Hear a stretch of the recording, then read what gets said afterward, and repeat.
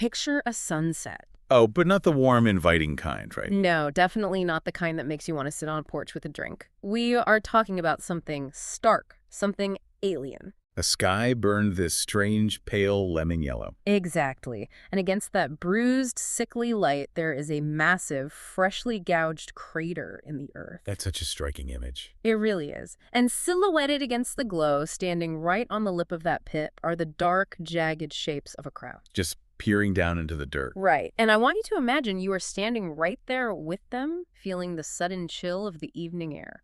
Because today, our deep dive takes us to a very specific, very famous stretch of English Common. Chapter 4. Yes. The Cylinder opens from H.G. Wells' masterpiece, The War of the Worlds. But we aren't just here to recap a piece of classic fiction. No, not at all. We are dissecting the exact psychological mechanism Wells uses here. Right, how he takes a mundane, almost comical evening out and turns it, second by agonized second, into an alien slaughter. It is an incredibly potent atmospheric setup for a psychological breakdown.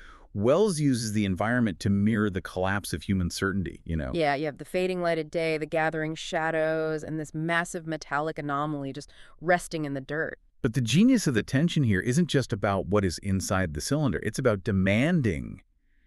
We look very closely at the unthinking, chaotic way human beings react to the profound unknown.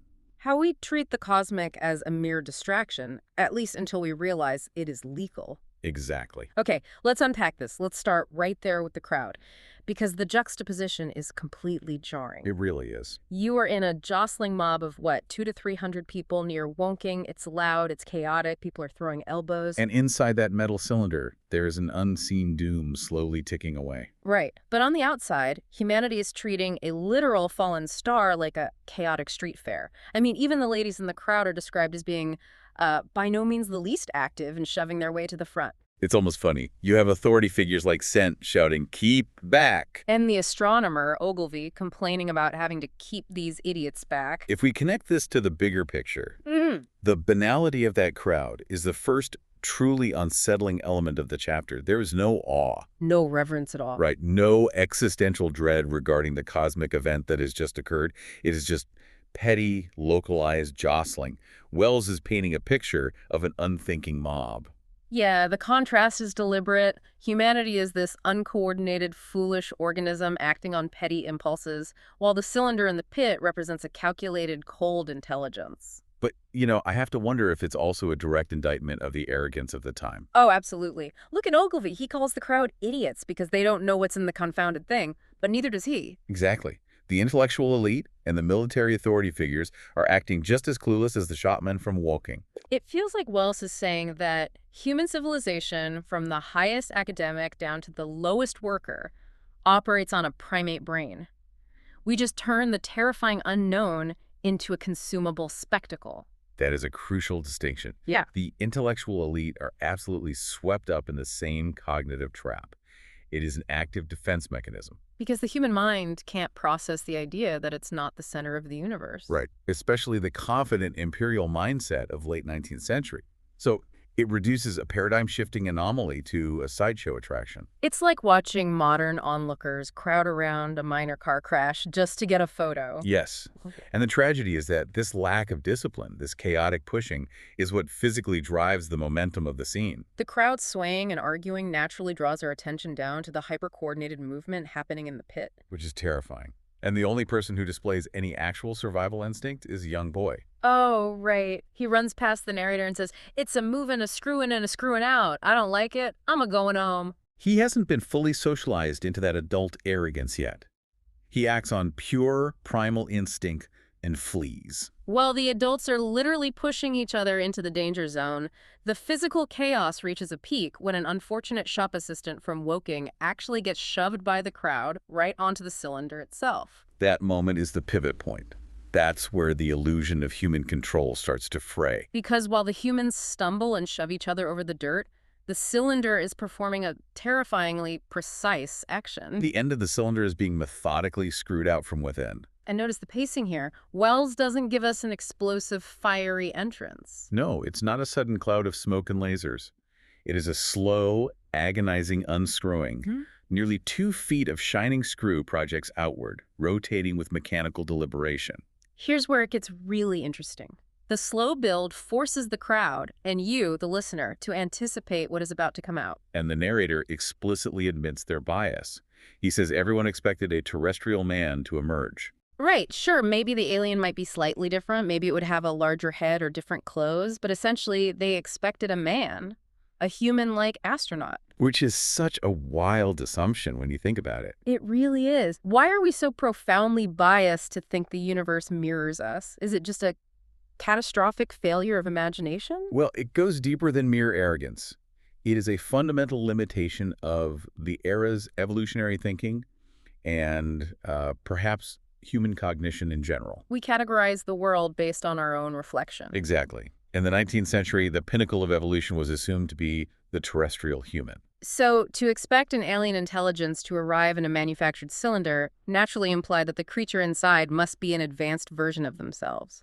To imagine a completely divergent evolutionary path requires a psychological leap that the people standing on that common simply weren't equipped to make. And that expectation is shattered in the most abrupt way possible. The agonizingly slow unscrewing ends with a sudden ringing concussion. The heavy lid finally falls off and hits the gravel. The sound echoes. And then nothing. Just a pitch-black circular cavity. The narrator is standing there, squinting against that lemon-yellow sunset, staring into absolute impenetrable darkness. That darkness is the threshold between human history and cosmic reality, the space where human expectation goes to die. Because the visual cues that emerge from that shadow don't just surprise the crowd, they instantly violate the anthropomorphic illusion. The crowd doesn't see a gloved hand or a boot. The narrator spots grayish, billowy movements in the dark. Then, 2 luminous discs appear, like eyes. And finally, something resembling a little gray snake, about the thickness of a walking stick, coils up out of the writhing middle. Tentacles, coiling and wriggling in the dead air. God, it's so creepy. In that single instant, the auditory landscape of the scene completely flips. The loud, boisterous curiosity is instantly replaced by a sudden chill. A woman behind the narrator lets out a piercing shriek. You can track the exact moment astonishment rots into horror on the faces of the people around him. It demands a closer look from the narrator, though he really doesn't want to give it. Because once that initial shock registers, the creature begins to fully emerge into the dying light. And the description Wells gives us is a masterclass in evoking visceral, stomach-churning disgust. The creature is the size of a bear. It rises slowly and painfully out of the cylinder. It glistens like wet leather. It has this peculiar V-shaped mouth with a pointed upper lip. There are no brow ridges, no chin. Just this lipless brim that quivers and pants and constantly drops saliva. The anatomy is meticulously designed to strip away any point of emotional connection. It is devoid of the facial features humans use to read empathy, intent, or intelligence. It's just entirely alien. Yes. But more importantly, Wells grounds this horror deeply in the scientific theories of his time. The narrator describes its oily brown skin as fungoid and calls its limbs gorgon groups of tentacles. It isn't just frightening, it is an affront to the natural order. I was trying to picture the exact feeling of looking at this thing, and it clicked when I thought about the deep ocean. Oh, that's a great comparison. Right. It's like pulling a deep-sea blobfish or some bizarre trench predator up to the surface. Down in the Mariana Trench, under thousands of pounds of crushing pressure, it's a perfectly adapted organism. Would you drag it up to the deck of a ship, and the physical laws of its world have been stripped away? Exactly. It literally collapses into a gelatinous, ugly mass. The horror isn't just that the Martian is physically repulsive. The horror is watching biology violently clash with astrophysics in real time. The creature is suffocating. It looks crippled. It's a phenomenal way to understand the mechanism of Wells's horror. He isn't relying on supernatural demons, he is leveraging planetary physics. The narrator specifically notes the creature's tumultuous breathing and its clumsy, tedious movements. It is heaving convulsively. On Earth, this highly evolved creature is being crushed by our heavier gravity and poisoned by our dense atmosphere. It makes the nightmare feel biologically real, which is far more terrifying than a monster that defies physics. But, doesn't that physical weakness make it less threatening?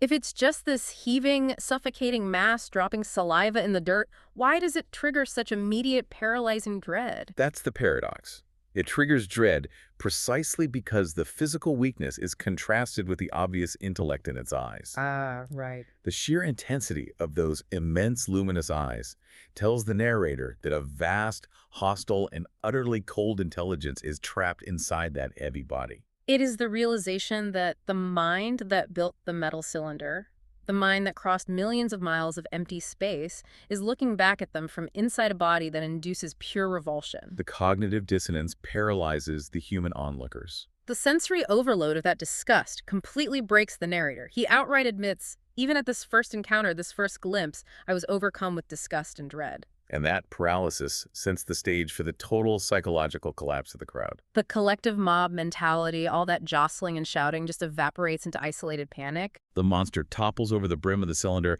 and falls into the pit. And Wells uses a brilliant auditory detail here. What's that? The text describes it hitting the ground with a thud, like the fall of a great mass of leather, and it lets out a peculiar thick cry.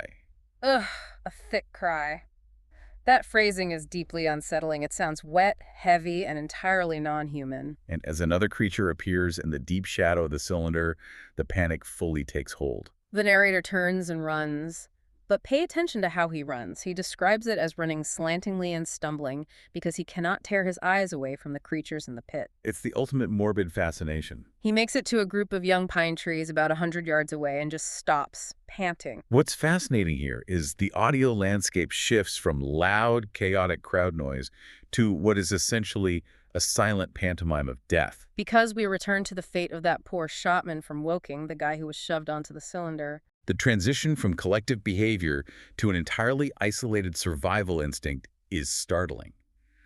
Earlier, the crowd was a single organism, pushing and shouting together. Now the narrator finds himself completely alone in the trees. The crowd is scattered, dotted around the common, locked in a half-fascinated terror. The noise has died, and in that eerie stillness, the localized, individual tragedy of the shopman unfolds. It is a haunting cinematic image. The shopman is visible merely as a little black object against that hot, bruised western sun we talked about at the beginning. He is just a silhouette on the edge of the pit.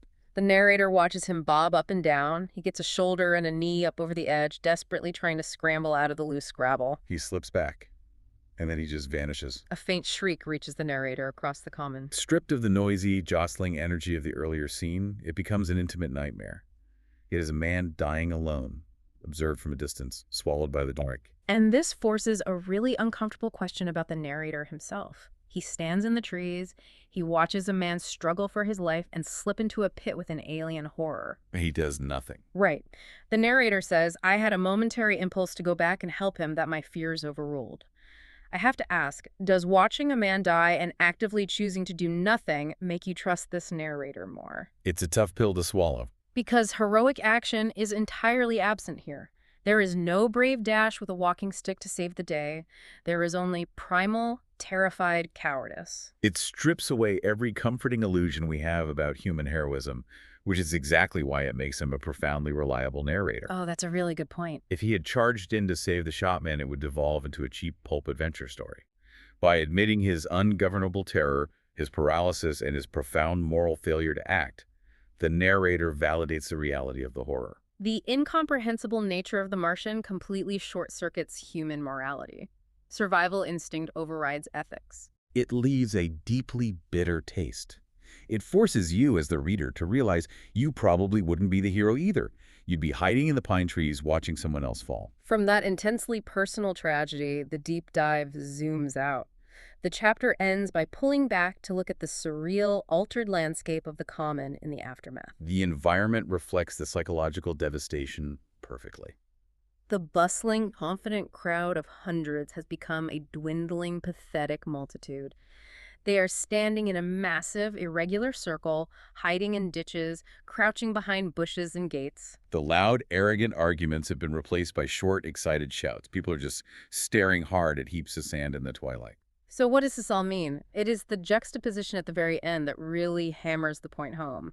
Picture this final image Wells leaves us with. The sun has practically set. The sky is burning out. You have ancient cosmic beings stirring in a crater, preparing to systematically eradicate humanity.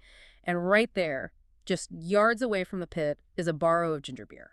It's standing there like a queer derelict. black against the burning sky. And nearby, in the sand pits, there are deserted vehicles with horses peacefully feeding out of their nose bags. The horses are pawing the ground, completely indifferent to the fact that the world as they know it has just ended. That image is the synthesis of the entire chapter's underlying argument.